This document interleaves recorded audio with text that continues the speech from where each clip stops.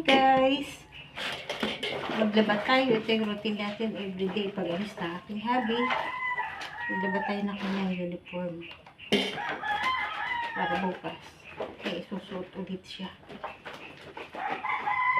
May washing naman kaso mas gusto ko pati na yung kinukuskus.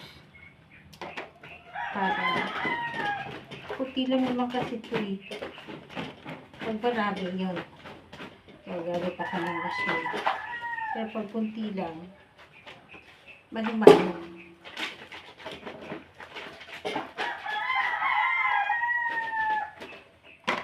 Ayun ang ating buhay, probinsya. Pero it's fine.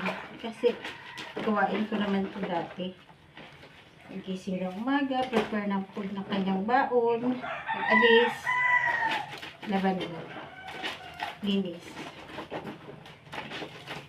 Pagkatapos nun, wala na akong gagawin.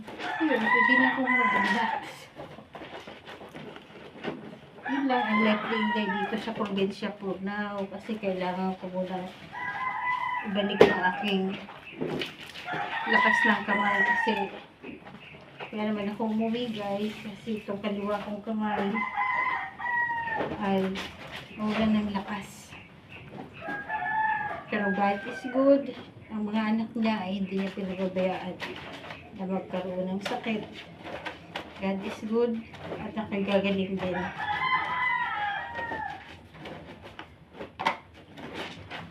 God is good talaga kasi ngayon napipil ko na yung kamay ko, meron na siyang lakas dahil nag-herbal ako at saka nag-therapy.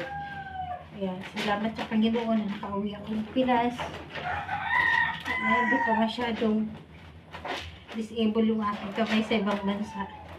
So, magagamit ko pa para mag-serve sa God dito sa Pinas at saka mapagluto lagi ang aking mga anak kasi yun man talaga ang baylang isang asawa. Pagluto na ng pamilya. Ikaw wala kang work so ikaw maglalaba. Kuwain bahay. Nakaka-enjoy naman kasi yan naman talaga ang ating rules na asawa. Nag-enjoy naman ako everyday.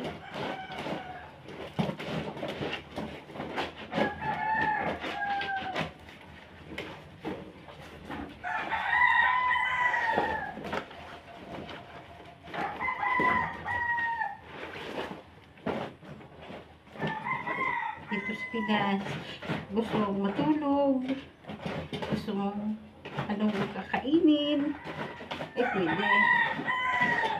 Anytime. Humingi ka lang dyan sa kapitbahay ng malunggay, o di may ulam ka na. Ganyan lang ang life ng mga taga-probinsya.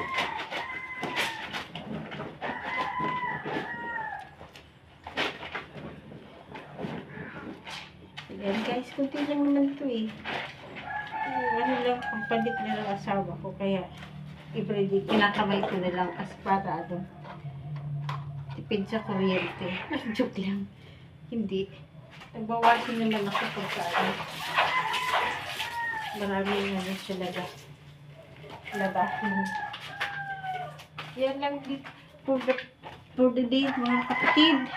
At mga ka-YouTuber, God bless everyone and take care always. God bless you all.